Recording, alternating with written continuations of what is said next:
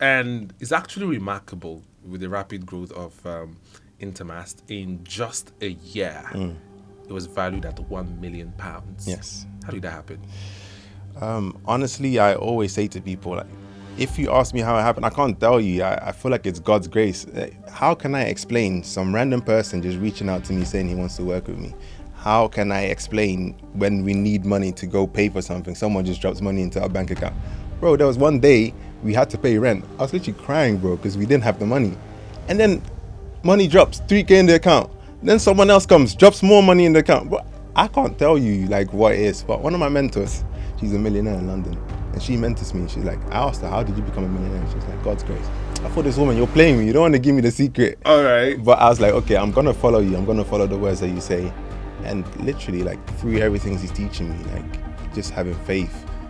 Faith, I even tied it on my arm. That's the main thing. Because I can't explain it, brother. Like, I just put in the work, and I don't even look at the scoreboard necessarily. I just do the work, and whatever happens, happens. But I have faith that if I do the right thing, if I move in God's word, if I move in God's purpose, then everything else will align as well.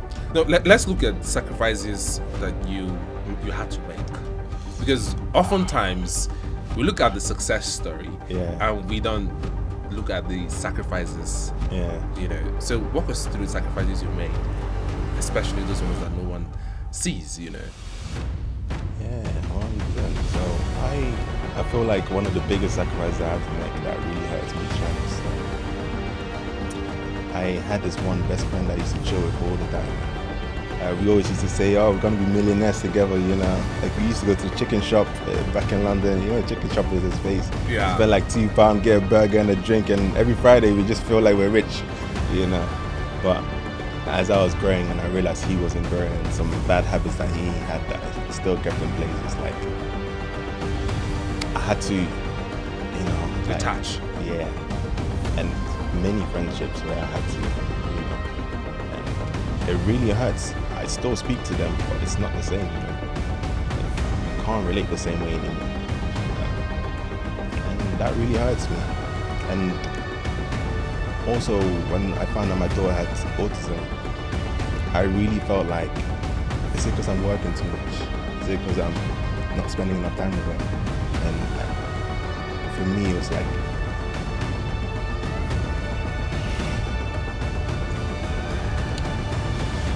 I don't even know if I can go there, bro. Go there. We need to hear the story.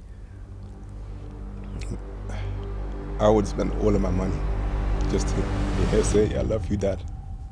All of it. I can imagine. Hello, everyone, and welcome back to another amazing episode of Fuse.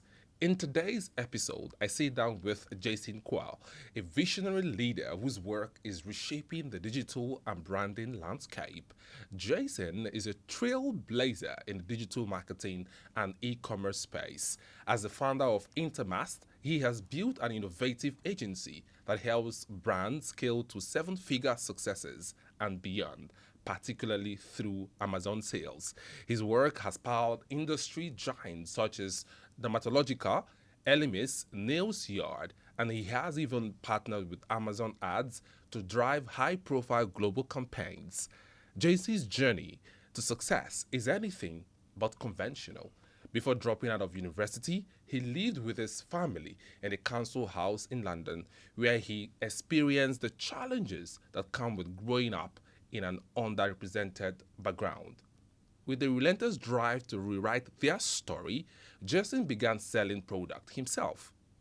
Through sharing his successes online, he and his wife, Sumaika, officially decided to launch Intermast in November 2023, dedicated to helping businesses master selling on the internet.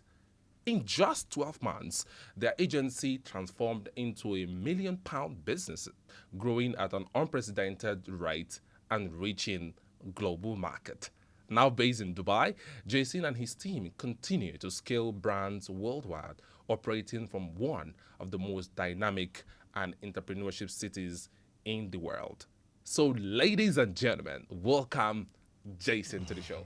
Hi Jason, how you doing? Thank you, brother. Thank you so much. I'm doing very well. How are you? I'm great and grateful, like I usually say. So how does it feel to be here? Honestly, it's an absolute pleasure to be here, to be in your presence, to feel your energy, and even listening to the introduction, I'm like, who is this guy? Like, he's saying so many great things about me, and I really appreciate it. You know, Yeah. when I saw your story, you were published on Daily Mail and, Yeah. of course, The Sun newspapers. And I saw your story, and it was very, very fascinating. Thank you. It Thank was very inspirational, and I was like, no, I have to talk to Jason. My viewers need to know who Jason is. They need to get that inspiration from him. Yeah. You know, and I'm glad that you're here.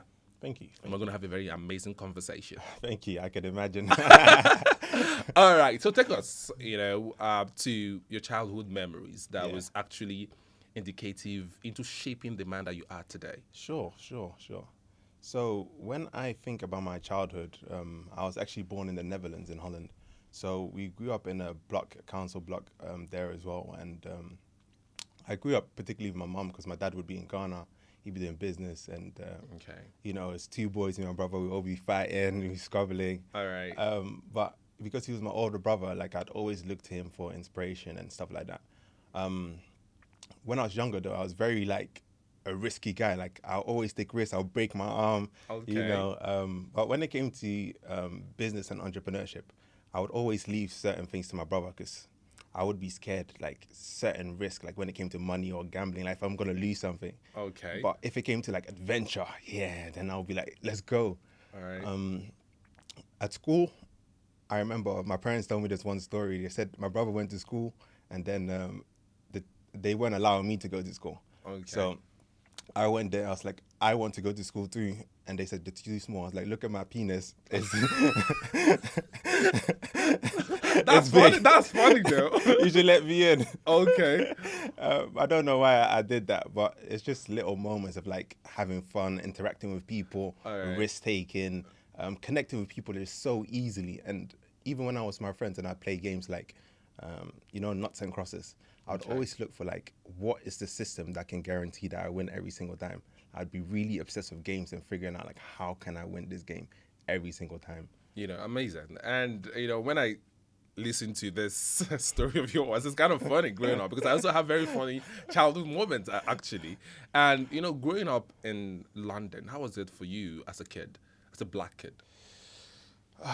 So growing up in London was like very tough for me because I was a teenager when I moved, and it was like everything that I had in Holland, Okay. everything just gone, and I'm just like in another country. And All right. you see London and it's like beautiful, you see the London Eye and Big Ben. All But right. when I moved to Croydon and I got there, I was like, no, this can't be London. And when we moved to London, one thing that also happened is within the first few weeks or month, the Croydon riots happened. So buildings were burned, people were in the streets raiding, everything that could go on just happened in that moment. I was like, what have I got myself into? Like, where am I? And that was like a real culture shock for me. Luckily, my dad had the foresight and he moved us to our auntie's place before that happened. So he was calm and he was safe. But the building next to where we used to sleep literally burnt, like everything gone. And when I read through your story, Jason, I saw that you grew up in a very poor neighborhood, of course, and that neighborhood was actually, surrounded with crime. And I asked myself the question: how did Jason manage to stay out of crime, growing up in such a very tight or very rough environment? yeah, I think that is a tough question because I saw my brother, try different things that I saw where that kind of led him and how he feels about life because of the decisions he made. I always wanted to do something like I thought I was going to be a criminal. I thought I was going to be a fraudster. And even then I wanted to be the biggest and the baddest one. And one guy that I used to know in Holland, he had the same birthday as me. And he died recently, and he shot himself in the car because of the life that he lived. So for me, it's like I have to inspire people to do greatness. And even for me, like I know where that life would have led me. So I had my moments after someone tried to stab me, and I was like, if I'm going to do anything in this world, it has to be positive. It has to inspire people. It has to change someone's life. If I'm going to make money, everyone that is with me is going to make money as well. And that's like my purpose and that's my drive. That's quite actually emotional. I could feel the emotions, from you while talking about this. And I say this because I also came from a very, ghetto neighborhood, of course, and it took a lot to stay out of crime. And I'm very happy and I'm very glad that Jason is sitting here with us and telling us, that despite the environment he found himself at the time, he didn't involve in crime. And that's so amazing. And for that young person watching this right now, no matter the neighborhood you are right now, you can actually do something right. And let's also move up to your childhood memories where I saw something on the papers where you said you dropped out of university because you didn't find it useful. Yeah. Walk us through that mindset at the time. Yeah, certainly. So university, I felt like university was a nice place for me to go ahead and have some freedom away from my parents. And one of my teachers said university is a place for you to go ahead and discover yourself. And I did really discover myself. I discovered who I am, the things I'm interested in outside of the home, the type of people I need to surround myself with, like what are my real interests and who do I want to become.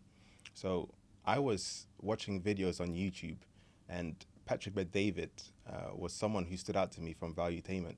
Okay. And he was talking about entrepreneurship and how he's changed his life and army and how he's made money. And I'm like, yo, this is really cool, All right. So I'm at university. My dad's telling me go into pharmacy because a lot of people make money in pharmacy. I'm thinking, bro, this is not for me, man. But weirdly enough, I was into drugs. I used to smoke weed when I was back in Croydon, and I've never really spoken about this before. But I thought I'll speak about it with you today, just to give you a different I appreciate the honesty. Yeah. Okay. And because of that, I was so fascinated with drugs and how they work and how they affect your brain. But when I got to the lesson and the school, they were telling me, no, we're not going to teach you how to make drugs. We're just going to teach you how the drugs affect your body. So I was like, this is even a waste of my time. So I went on YouTube. I'm studying books. I'm reading. I've read over 300 books so far. And the information I would get from a book, I can read a book today and I can apply the same information in that same moment, like a few minutes later. But university is like, you go, you get the information, you have to wait for the teacher to set you the homework, then you have to graduate before you can even get a job. It takes too long. I always used to say, I could die tomorrow, so why not make the most out of today? Okay. Because when I saw that statement that you didn't find university useful, I was like, okay, because we actually is trained to, go to school, get a degree, get a job, start a family. And a young man is saying, I'm dropping out of school, not because there's no finances, but because I don't find it useful. Yeah. But it's actually good to understand your mindset at a time. But if you actually to do your life again younger, would you make same decisions? I would have probably dropped out earlier. I would have probably not even went to school at all. I think school is only useful for if you learn how to read and you learn how to do maths. Apart from that, I think it's a complete waste of time. Why would you say that? If you can read, you can grab any book, and every problem you have has been solved by someone. And they took their time, I don't know how many hours they spent writing the book, and you can download that information from that person. But now you're going to go to university or school. My brother used to learn business studies from a guy who's never done a business before. What is he going to teach you? Okay. But you can learn from someone like me who's actually in business. Even if you worked for me for 1 year and you work for me, you're even going to get a salary and you're going to learn from me at the same time. And then you can do it even better than me. So why would you pay someone who has never done the thing and he's meant to teach you how to do it? It doesn't make sense. This is a very controversial topic anyways, because we are being trained, of course, by our parents. You need to get a degree, you go to school, keep your head down, read your books, pass those exams and stuff. I grew up my dad used to be a pastor, may so rest in peace. He used to make sure that you read your books, you have to go to school. 100%. Oh, you have to go to school. Like my mom actually, she's a teacher, so you have to go to school. 100%. So hearing this from you right now is the fact that, okay, you don't need to go to school. But a lot of persons will argue that. 100%. And that's a different subject for another day. But let's look at your story. What inspired you to leave in what I call it, your comfort zone, your city where you grew up, where you know how to do things, to moving to Dubai? Yeah, so I am very grateful to my dad, actually, because My dad early on, he moved us around a lot because he was already in Ghana and we were in the Netherlands. So he'd fly us over to Ghana. We lived in Ghana for 4 years. And I remember when I went to school in Ghana the first time, I was crying because I didn't speak English. I was like to my brother, I have no friends. I don't know how to speak English. And I was really going through it. But it made me very adaptive. Like if I go to a new environment, if I leave Dubai tomorrow and I go to China, I'll adapt to China. If I go anywhere, like I'll adapt to the culture because I've moved so many times. I don't even feel anything. I'm like, why are you still in the same place? Like to me, staying in the same place is the weird part, Okay. because the world is massive. We have the internet now. We're so connected to each other, yet we feel comfortable staying in the same place. We go to another place and it's just for holiday. But if you move, no one knows you. You can recreate yourself. You can reinvent yourself. Okay, so because you like moving and you like adapting to new cities and new places, what was the impression of Dubai when you first landed in Dubai? So before we came to Dubai, I really thought if you want to come to Dubai, you need to already have your millions. You need to come and stay in the Burj Khalifa. That was my mind. So Okay. in the UK, I was always like, one day. Then I was in London and my daughter, she has autism. She wasn't speaking and we were making money. Our careers were growing. But I asked to myself, like, bro, what's the point of having all this money if you're not doing the things you really want to do? You really want to travel the world. You really want to see things. Okay. My missus, she loves Dubai. She loves luxury. So I was like, okay, I'm going to tell her, we're going to go to Dubai. She's 100% going to say yes. All right. But really, I wanted to go to Bali, Thailand, and all those places. So we came to Dubai. I experienced it. I was like, whoa, this is even better than I expected. Like, the weather was extremely hot though. Okay. But I loved it so much that when we did our travels, we was like, okay, we have to come to Dubai. We can't go back to London now because we'd experienced something way better than we ever had. So it just had to be like, any way we have to make this happen. Okay. Now, if you were to describe Dubai in one word, how would you describe Dubai? The future. Oh, Stewart. Future. Amazing stuff. Now, when you moved to Dubai, what were those cultural shocks that you faced at the time? I think men and women being separate, that was different for me. I'm not used to it. Okay. I think people said to me that service is really good, but I went to the immigration center one time and they handled me like, hey, come here. Okay. All right. But I honestly do love Dubai because when we first came, I went to the Museum of the Future, and the way they were telling the future of Dubai 2040, it was like they transported me. I always watch futuristic movies. My dad's telling me, why are you watching sci-fi? This is not real. Okay. But I know the future is so bright and I want to walk towards that. When I talk to you right now, I understand that you're a young man, that you're actually visionary. You like to think, you like to dream, you like to make it happen. Yeah. I think that's very amazing, actually, especially for a young man. You have foresight, you like to try new things. And that's what young people need to do, actually. Yeah. When you're in your 20s, in your 30s, you need to take those actions. You need to move, you need to think. 100%. And that's amazing, Jason. And let's take it back to the beginning. Okay. When you met the love of your life, I would call it. At what point did you know that she was the one, and how did you guys meet? Yeah, so I think that's a really interesting subject. We actually met at university. Okay. And she is the love of my life. I always call her Lomo, which is like love of my life short form. Okay, cool, like amazing. jokes. Lover boy. All right. Little bit. But when we met, it was almost fate, I think, because one of my friends introduced me to her. But before then, one guy I used to sit with in lectures, he would be like, look at that girl, she's beautiful, she's stunning. I was like, I'm going to get that girl. My eyesight is poor, so I didn't even know I was speaking about her. But for me, I felt confident, and I just said that. And then 6 months later, we meet, we start speaking. I realized she's from Holland, I'm from Holland. She lives like 2 minutes away from our university accommodation, which our university accommodation is really far. It's really like 30 minutes out. So for us to live like really close to each other, it felt like fate. There were so many things aligning for that relationship. It felt like it had to be. And one thing I realized back then is, I was very ambitious. I had the vision, like you said, but I wasn't persistent. I wouldn't pursue things for long. So she actually showed me about persistence. And when she showed me that, I was like, I need you on my team.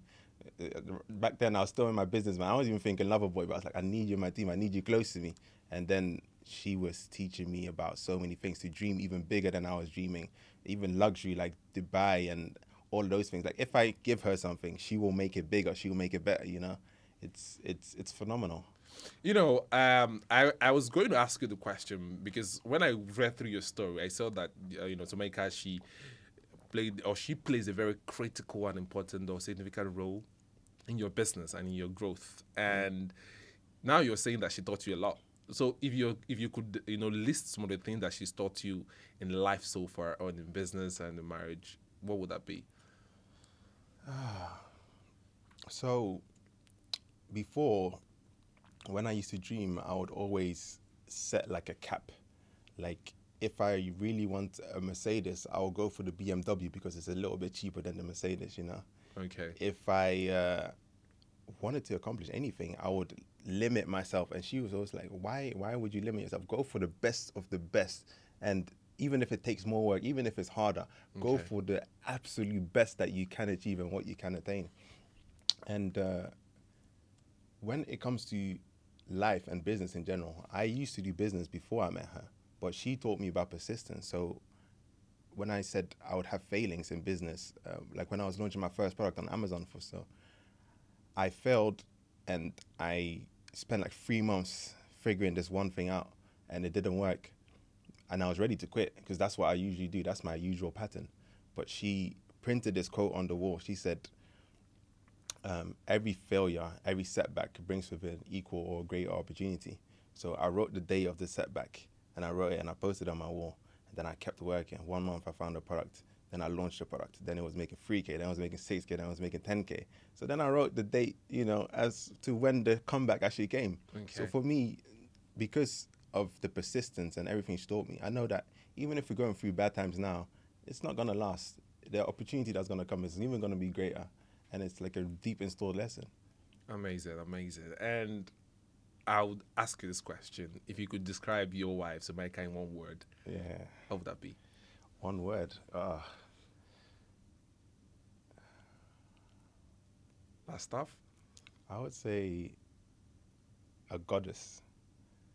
I see her as someone who's really bright, who really shines. Her energy is so pure and so amazing, but you won't experience it from a distance. You will only experience it when you're closer, and that energy is absolutely phenomenal. It's not anything I've ever seen before, completely honest with you.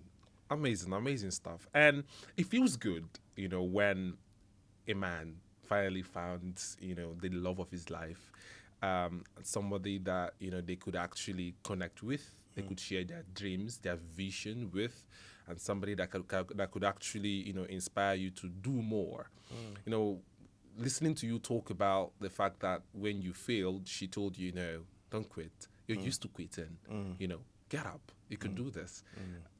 I think that's very important. 100%. And seated here talking to you, I could get some flashbacks of times when, I wanted to give up and I had somebody else to tell me, Ken, no, don't do that. 100%. Get up, man. That's it. And I understand. And I'm very happy for you, and I think you need to tell a story more.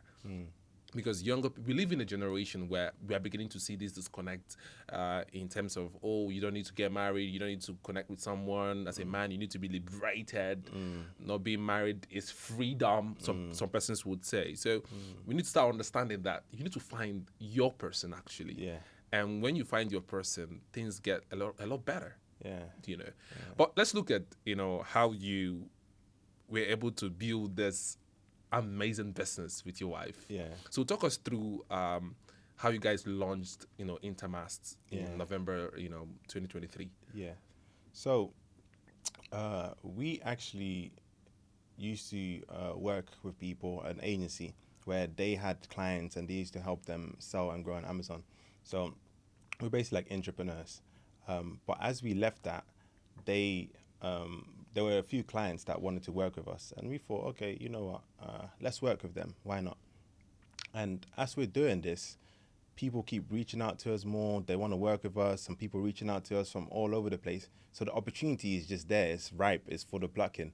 And it's one thing where we had a vision of, okay, we're going to launch a product. This is what we're going to do.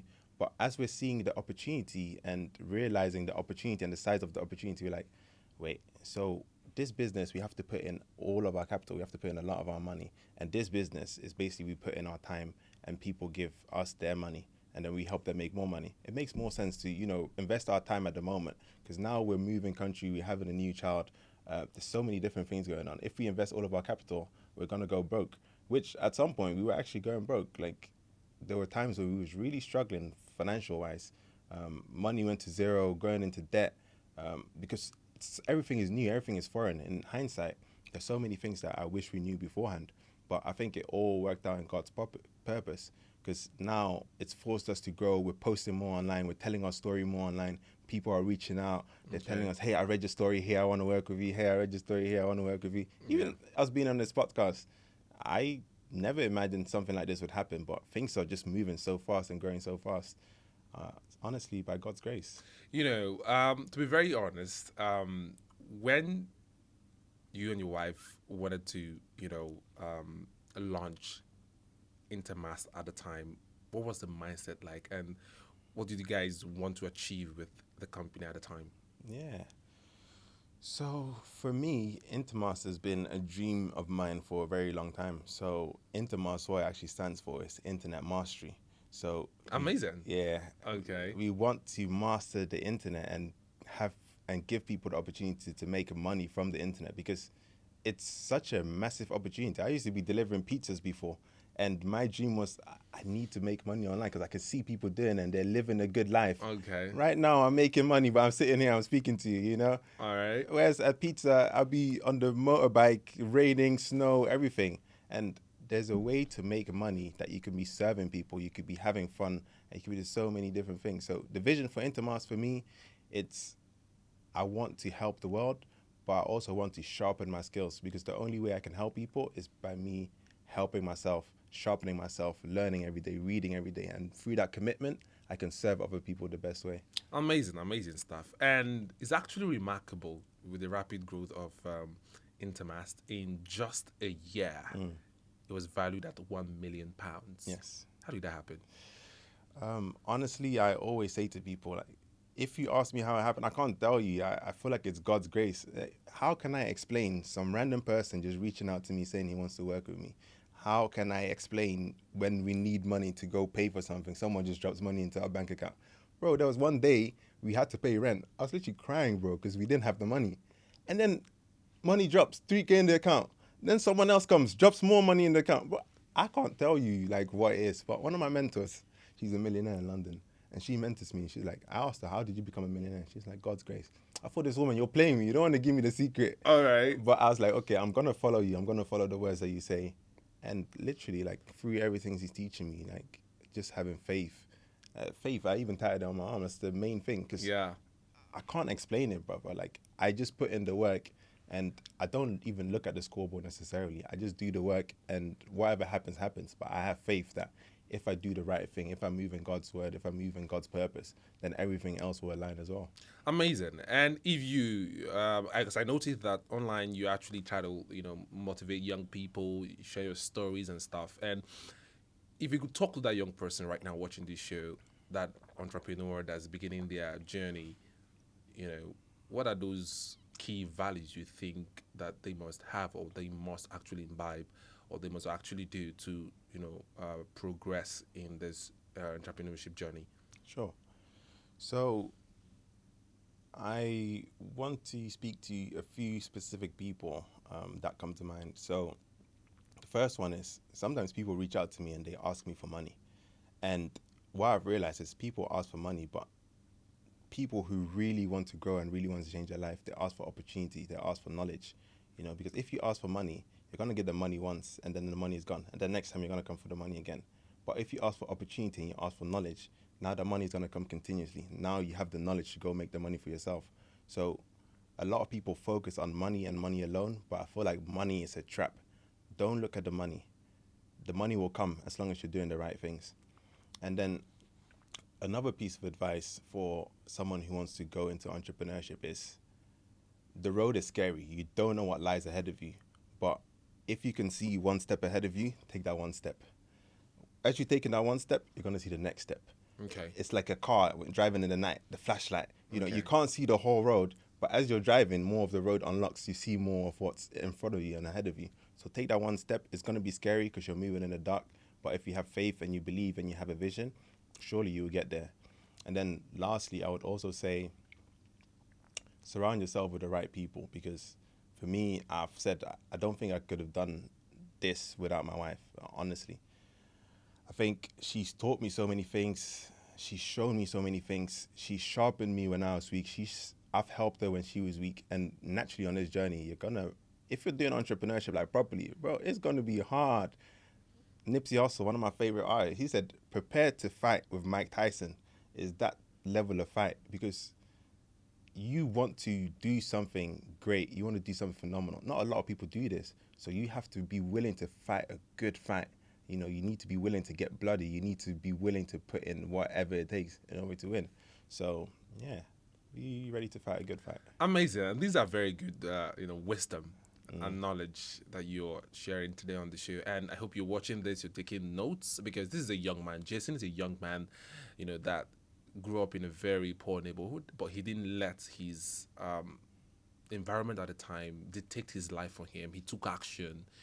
He went out. He surrounded himself with the right people, and he selected a very good woman actually to help him in his life, and that's quite amazing. But now let's look at your story more on the show. What would you say was that hard season in your life, and your journey, and how did you overcome those hard times? So hard times, there's many. I feel like the hard times is what makes the story. No one ever watches a movie and it's like, oh yeah, the guy was already rich, he made more money, and end of story. The stories that we really love and that we really look up to is like, this guy started from the ground, this guy started from zero, this guy faced this challenge, he faced that challenge, he overcame that challenge, he did this, he did that. Now, when I'm talking about our specific challenges, my daughter has autism. My daughter is 5 years old, she doesn't speak. So for me, that's a massive challenge. But for me, I know I'm going to overcome it because I've overcome several challenges. I got kicked out of school. My teachers probably thought I was going to be a failure. In my LinkedIn post, I said thank you to my teachers because they kicked me out. It forced me to learn for myself, to study for myself. Someone tried to stab me. They wanted to end my life. That's a challenge there. Paying rent, we don't have money. That's a challenge there. All of these challenges I overcome because every single moment in life when we're faced with a challenge, you can either quit and be like, yeah, this is not for me. Or you can face the challenge, you can learn, you can seek out mentorship, you can seek out help from people who have overcome those challenges. And that's the best way you can grow. If I had a simple life, I wouldn't be happy. If my life was already sorted, I actually would not be happy. I used to say to my wife, the story would be so much better if I grew up in a village in Ghana, Okay, I can imagine actually, yeah. Okay. Exactly. Right. Looking, through your story, I also want to point out something because your wife is an integral part of your story. I cannot help but re-echo that. Now, let's look at it. What particular moment or season in your life between you and your wife was so hard? Yeah. And you guys were able to overcome that season, and it brought you guys together more. Yeah. That's a good question. So I think when it comes to my wife and I, when we first started, when I was doing entrepreneurship and let's say I was a young man, I thought, I can have my pickers of women. I used to know this one guy, he told me sometimes she eat rice, sometimes she eat biryani, sometimes she eat jollof, you need different women. Varieties. So early on, I wasn't focused and I wasn't mature enough to want to fully commit to my wife and my partner. So early on, I went to this party and I tried to communicate with these other women, and I was texting this one woman on the side, and my wife found out. And for me, in that moment, when I broke her trust and she was going to leave me, I actually broke down and I started crying, and I'd never actually cried. I didn't cry often before then. And I realized like this woman is really valuable to me. And, I didn't understand why, but now I can understand like she was like a key factor to my journey for me to become the man that I need to be. So I ended up maturing really quickly in that aspect. But now as well, like with us having children, with us running a business, and so many different things going on, like we have to be very conscious of the time that we spend together, the time that me and her share.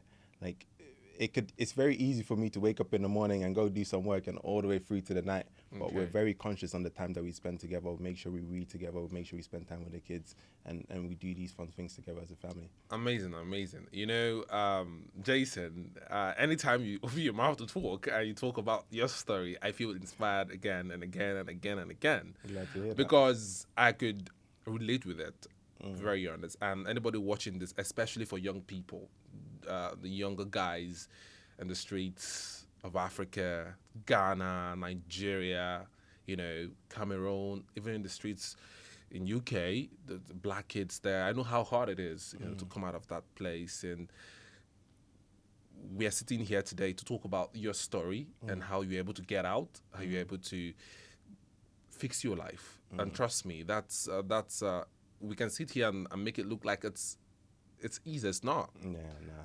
You know, it's not easy. And I'll say thank you.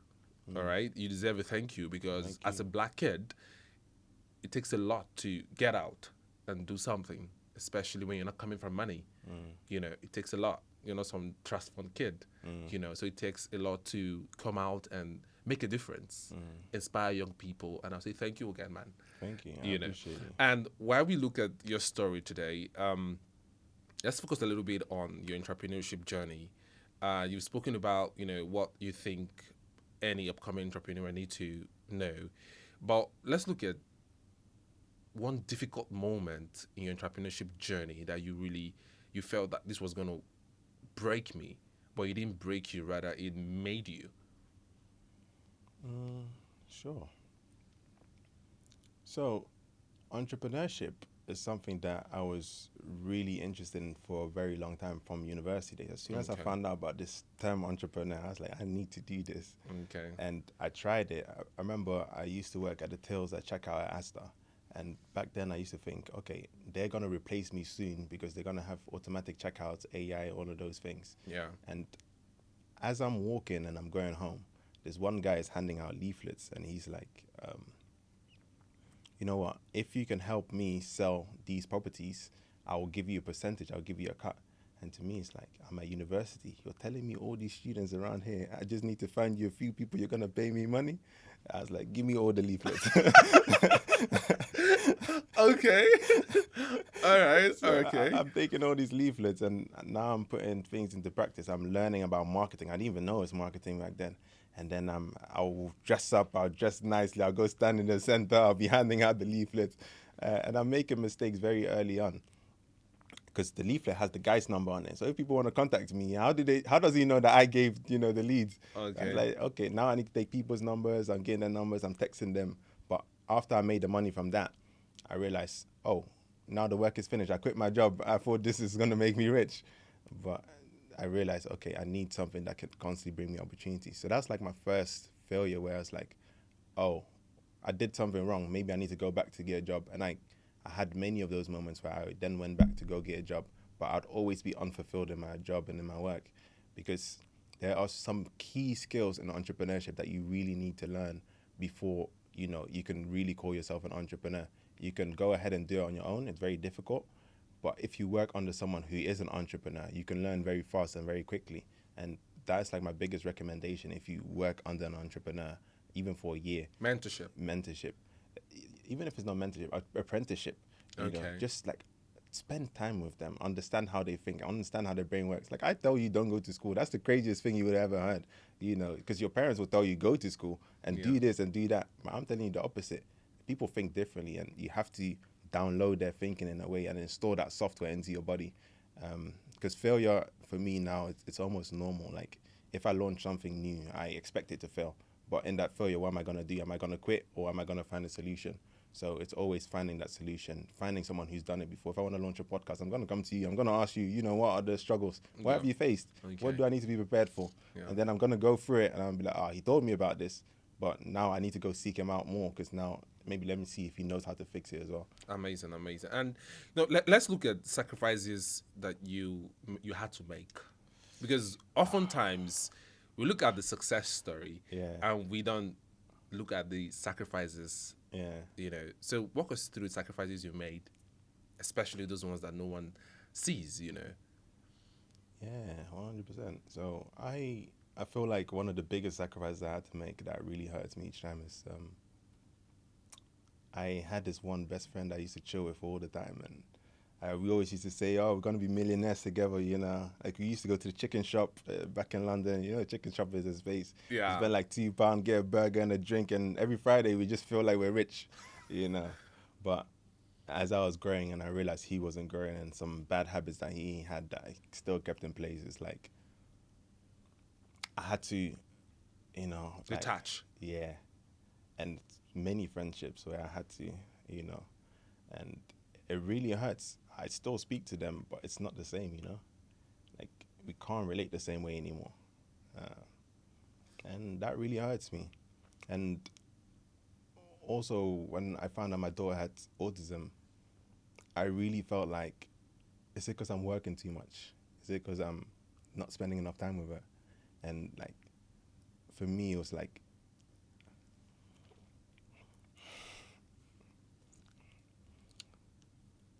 I don't even know if I can go there, bro.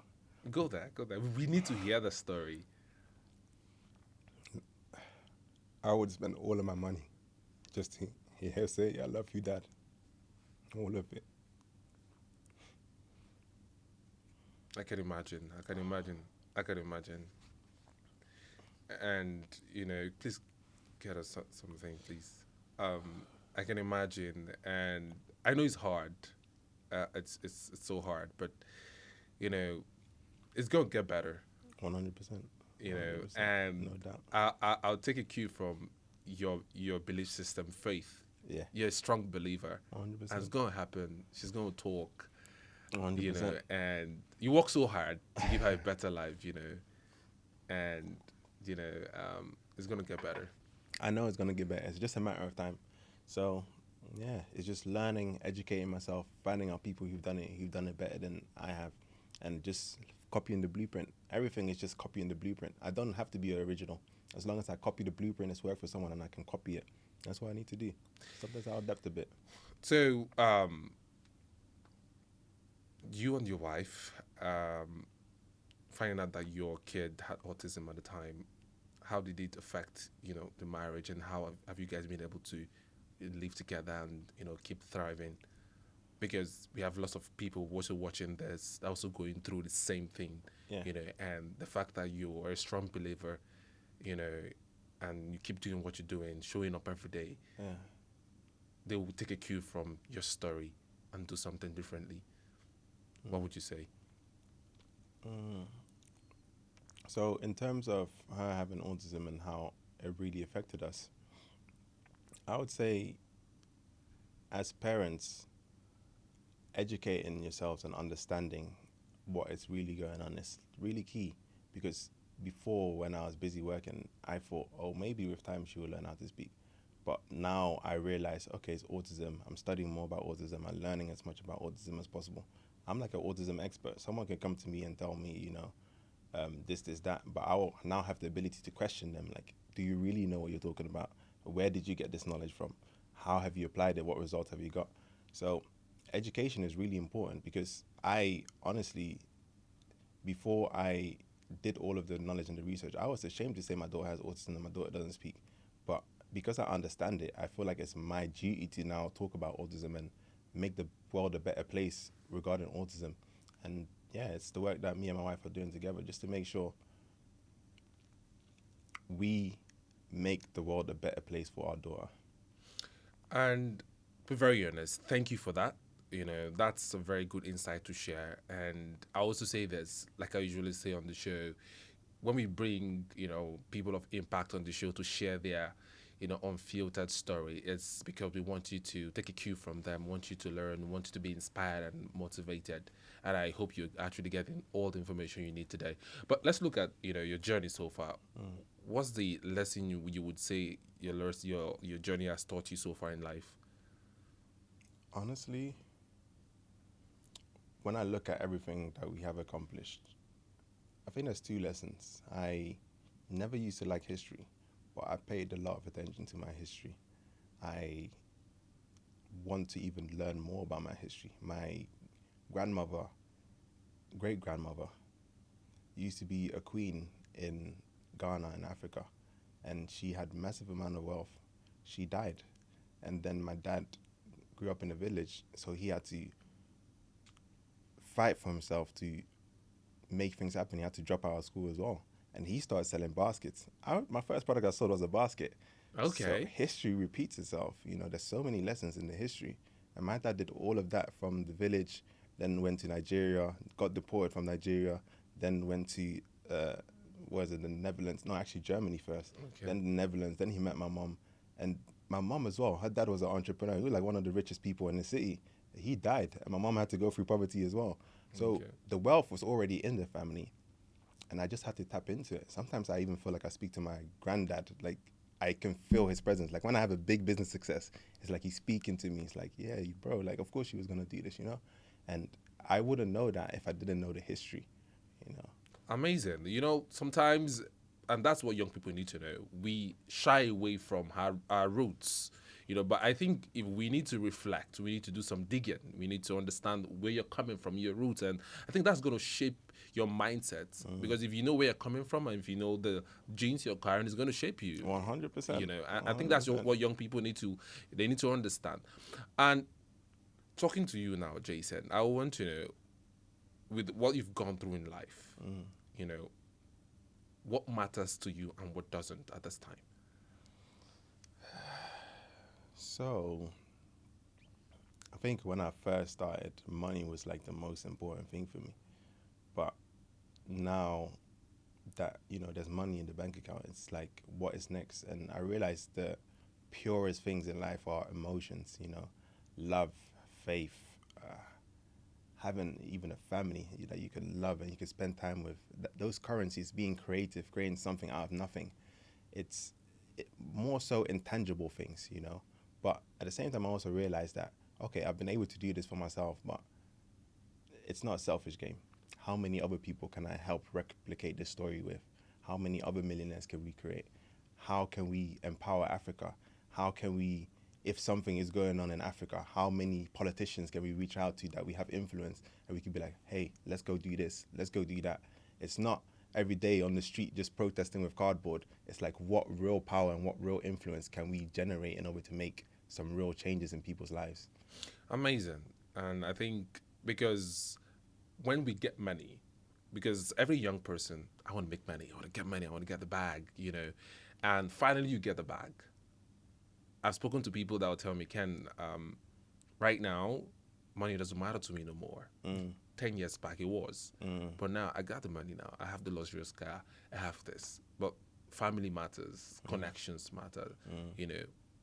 Building that good relationship matters. So, and you actually did say, partly of what I've heard people that have made money say, when you've made money, it's not longer about the money no more. And I think young people need to know, because in the journey to success, we want to make money and we forget some things, and we forget to know that, okay, when you make that money, there are also other things. 100%. There are other things. So while you want to make the money, there are other things that you actually need to get. But let's look at something which is your expertise, e-commerce, okay? Because I know you've mastered the act of making money online on the internet, and a lot of young people are on the internet. Most of them are actually there bullying people, just going on social media, fighting. Yeah. And what you do is you make money off the internet, and I think that's the age we are in right now. So how can young people start making money on the internet?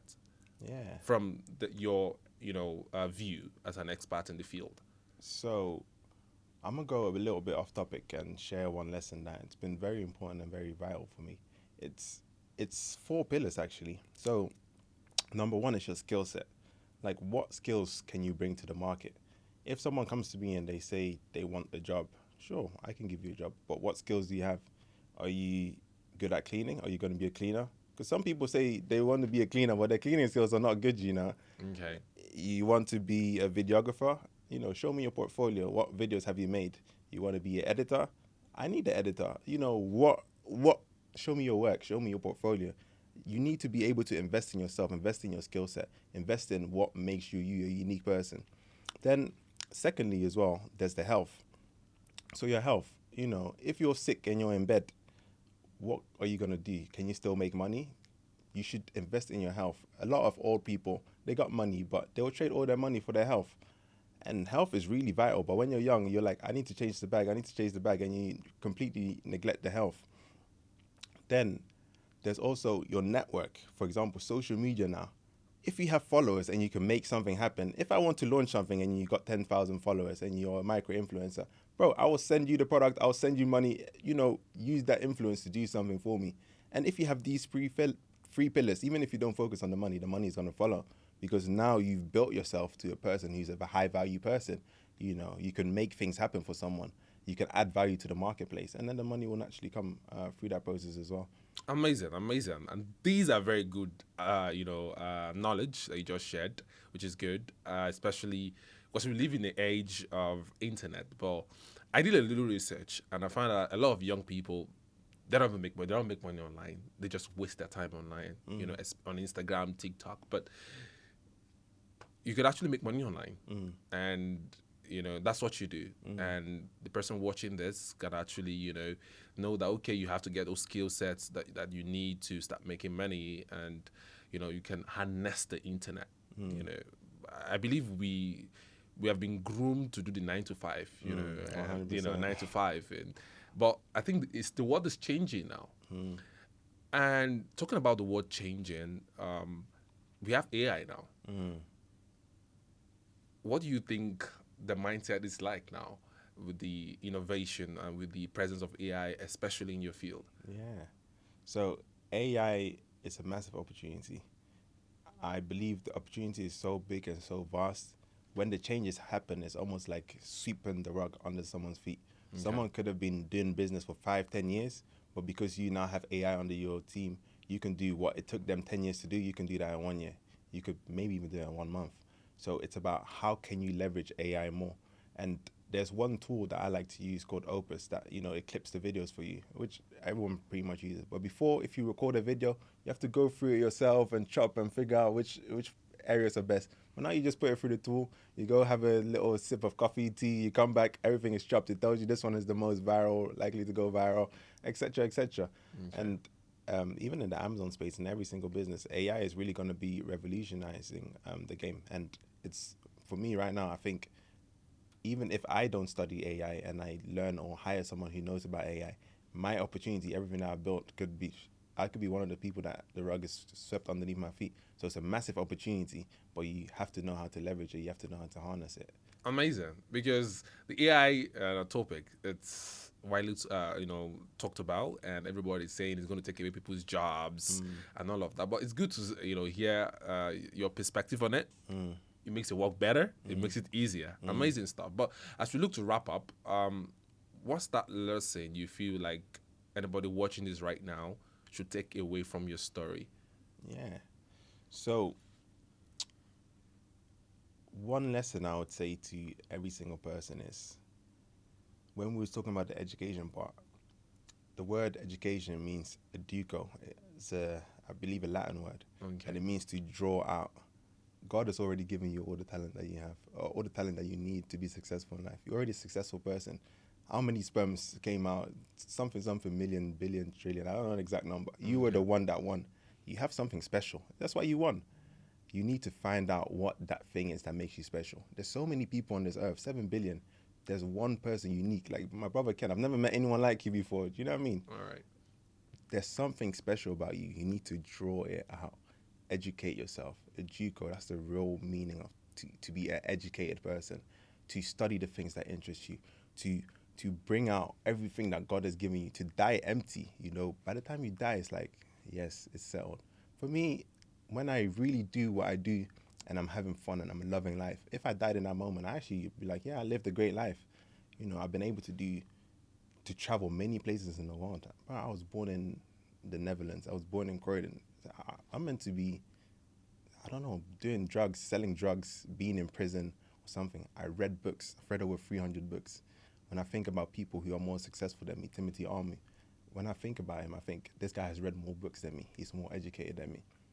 How quickly can I absorb the knowledge so I can be on the same level? How can I surpass that?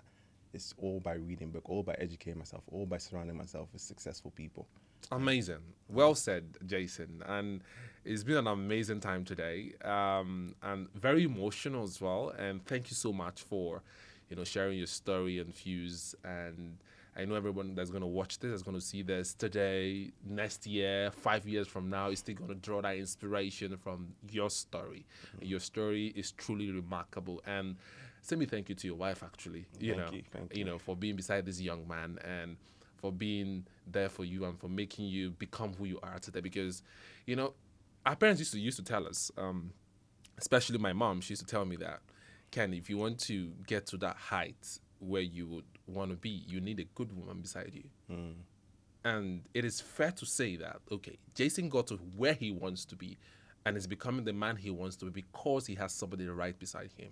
100%. And that's, you're blessed. I think you're actually wealthy, to be very honest, because wealth is not just money.